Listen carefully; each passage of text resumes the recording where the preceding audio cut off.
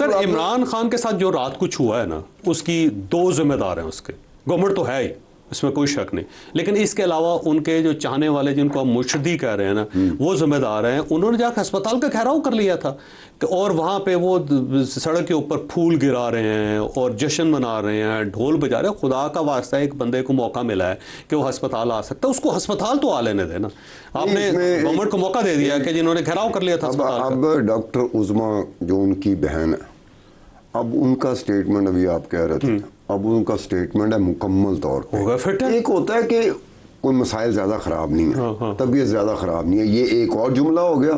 اور جب آپ پورے یقین وثوق کے ساتھ کہتے ہیں کہ مکمل فٹ ہے، اور آپ کو کہنے کی ضرورت کیا ہے؟ یہ آپ یہ کیا کنوے کر رہے ہو کہ یار جڑا اسی رولا پایا اسی ہاسپٹل لے کے جاؤ، اور مطلب رولا غلط ہے، غلط ہے سر، وہ بیس لیتا تھا. اب وہ یہ اس میڈیکل بورڈ کا حصہ ہے جو سپریم کورٹ آف پاکستان نے بنایا. انہوں نے کہا ڈاکٹر عظما ہوں گے، ڈاکٹر فیصل ہوں. اچھا، ڈاکٹر فیصل اور نورین صاحبہ یہ دونوں بہت سمجھدار نکلے. میں نے کی پریس کانفرنس دیکھی ہے نا، ڈاکٹر فیصل جو ہے نا بڑی لمیٹڈ گفتگو کی اس نے کہ جی مجھے جیل سے لے کے آئے، مجھے یہ شفا اسپتال میں بیٹھا رہا 4.5 گھنٹے، اس کے بعد انہوں نے کہا چلیں، میں واپس اڈیالہ جیل آ گیا تو میں نے دیکھا کہ ڈاکٹر عظما آئی ہوں. یعنی کتنا سمجھدار آدمی، اس نے کوئی یعنی گفتگو نہیں کی.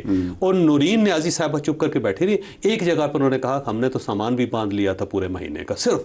اچھا، ڈاکٹر عظما جو سمجھدار خاتون ہیں، انہوں نے خود ہی کہہ دیا کہ ہمارا بھائی تو فٹ ہے، ہمارا بھائی فٹ ہے. اب یہ کہنے کا مطلب یہ ہے کہ اب یہ بتائیں کہ پی ٹی آئی میں، جس کو میں مرشدی گروپ کہتا ہوں، کتنی مسجدیں بن گئی ہیں، کتنے گرجے بن گئے ہیں، کتنے گردوارے بن گئے ہیں.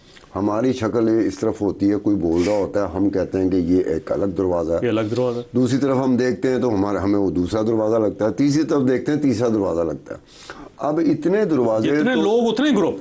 اب دیکھیں لاہور شہر کے دروازے مشہور ہیں نا، لاہوری دروازہ، مونچی دروازہ، 12 دروازے مشہور ہیں. 12 دروازے لاہور میں. یہ عمران خان بھی 12 دروازے والا ایک سیاستدان بن گیا. اس کی بھی 12 دروازے ہیں.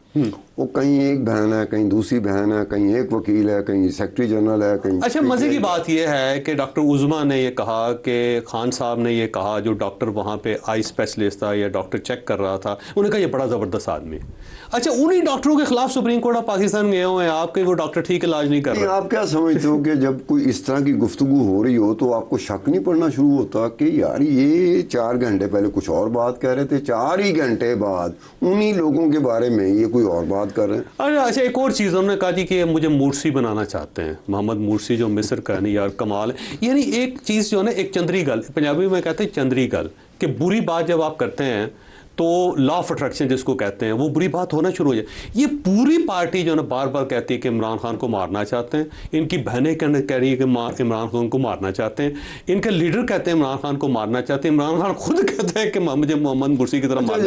یار یہ لا آف اٹریکشن ہے، آپ بہت کو خود دعوت دے رہے ہیں بھائی، خدا خوفی کریں. آپ دیکھیں ابھی کچھ دن پہلے باتوں میں ہم نے بات کی تھی کہ ایک کوئی مرشدی یوٹیوبر، اس نے کہہ دیا کہ مجھے 3 لوگوں نے کہا ہے کہ وہ فوت ہو گیا.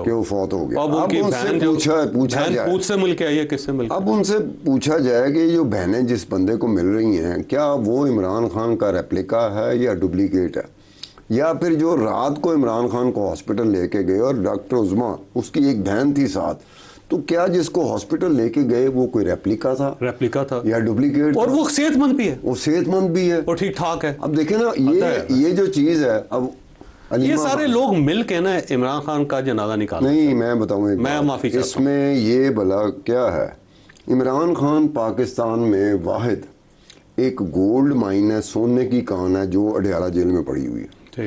اور اس سونے کی کان اور گولڈ مائن سے فائدہ کون اٹھا رہا ہے؟ اس کے اپنے اٹھا رہے ہیں، اپنے اس کو بیچ کے. اب یہ ہے کہ عمران خان کے جو چاہنے والے ہیں، جو عشق میں عمران میں مبتلا ہیں، ان کو پتہ ہے عمران کی ایک آواز آئے نا، وہ اپنا سب کچھ نشاور کرنے کو تیار ہو جاتے ہیں. یہ ان کو پتہ ہے، عمران خان کی فیملی کو پتہ ہے، عمران خان کی لیڈرشپ کو پتہ ہے، عمران خان کے وکیلوں کو پتہ ہے. ان نے کیا پھر اپنا. اچھا، ان میں سے ایک وکیل ہیں جو اب تک تقریباً 30 کروڑ کے قریب فیس لے چکے ہیں ان سے. اچھا، وہ ان کے دوست بھی ہیں، اچھا فیسیں بھی کھڑکائی جا رہے ہیں. انہوں نے بنی گالا کے اندر ایک گھر بھی بنا لیا ہوا ہے وہاں پہ آ کے, اور وہ لیڈر بھی. ایک بات ہے, اچھا ایک بندہ سلمان اکرم راجہ ہے ویسے, فی سبیل اللہ کام کر رہے ہیں. نہیں میں بولوں گا. اچھا ہاں وہ فی سبیل اللہ کام کر رہے ہیں, اور انہوں نے اپنی پریکٹس کا بیڑا غرق کر لی, اور تھوڑے سے سینیکل بھی ہو گئے. یہ پریکٹس کا بیڑا غرق کسی حد تک میں مانتا ہوں, لیکن میں سلمان اکرم راجہ کو دوسرے اینگل سے لے کے آؤں گا. جب پناما پیپر آئے تھے, نواز شریف پہ کرپشن کا الزام تھا کہ بیرون ملک اس کے بچوں کی جائیداد ہے کہاں سے آئیں, تو پناما پیپر میں جو نواز شریف وکیل تھا, سلمان اکرم راجہ پناما پیپرز میں نواز شریف کا وکیل تھا. یہی سلمان اکرم راجہ پرائم منسٹر کے یہ وکیل بنے ہیں, اس کا ہمیشہ اقتدار بھی گیا ہے اور لمبی جیل ہوئی ہے اس کو. اچھا دوسری بات, ریکارڈ ہے. سلمان اکرم راجہ علیمہ خان کے بھی وکیل بنے. جب علیمہ خان کی دبئی کی پراپرٹی باہر نکلی, پتہ لگا دبئی لیکس آئے تو علیمہ خان کی پراپرٹی. ابھی نہیں چاہیے ٹرمپ کے وکیل بنے یہ. نہیں اب وہ لمبی سزا ہو اس کو. ایک بات ہے, بعد میں ٹرمپ نہیں بنائے گا اس کو. ٹریک ریکارڈ اس کا یہ ہے کہ اب سلمان اکرم راجہ عمران خان کا وکیل ہے. بتائیں ان سے پوچھا جائے سلمان اکرم راجہ سے, ایک شو میں نے ویسے گزارش کی یہ کیمرے کی طرف دیکھتے ہوئے, میں کہا سلمان اکرم راجہ صاحب آپ والنٹیریلی یہ کیسز لڑتے ہیں یا فیس نہیں لے رہے, تو والنٹیریلی اس سے بہتر ہے فیس دے دیں ان کو. نہیں والنٹیریلی اگر لڑتے ہیں تو کیا یہ نواز شریف کو بھی بے قصور سمجھتے تھے اور عمران خان کو بھی بے قصور سمجھتے ہیں؟ تو پراپر پیسے لیتے رہے ہیں وہ. بلکہ ایک منسٹر صاحب یہ بتاتے ہیں کہ جو میاں نواز شریف صاحب کی ٹیم تھی اس میں ایک وکیل صاحب نے ایک مرتبہ 14 کروڑ روپے وصول کیا تھا.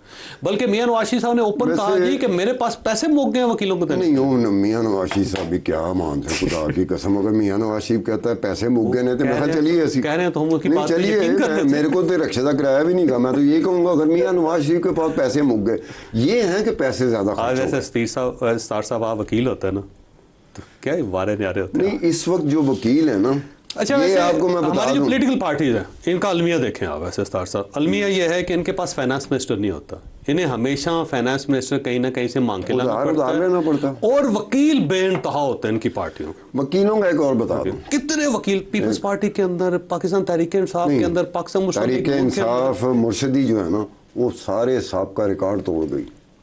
ایون مولانا فضل الرحمان صاحب کے پاس وکیل دیکھیں کتنے. نہیں مولانا فضل الرحمان, میں تو اس کے معاملے میں کہوں گا کہ فضل الرحمان صاحب کو کسی اور معاملے میں وکیل کی ضرورت پڑ گئی. 2018 سے پہلے مولانا فضل الرحمان, جس کو میں بھی اور آپ بھی, ہم دونوں یونیورسٹی کا ڈین مانتے ہیں سیاست کی, آصف علی زرداری اور مولانا فضل الرحمان, پوری یونیورسٹی, ٹھیک ہے, یہی ایک ڈین کی میں بات کرتا ہوں, آصف علی زرداری اور یہ مولانا فضل الرحمان. فضل الرحمان صاحب کے بارے میں کہہ رہا ہوں 2018 کے تھوڑے سے ادھر ادھر ہو گئے, کیونکہ 2018 میں بھی ان کو شکست ہوئی, 2024 کے الیکشن میں بھی شکست ہوئی, اور شکست دینے والا کون تھا ڈیرہ اسماعیل خان سے, وہ علی امین گنڈا پور تھا جو پی ٹی اے, اور ابھی یہ بلوچستان سے الیکٹ ہو کے آئے ہوئے.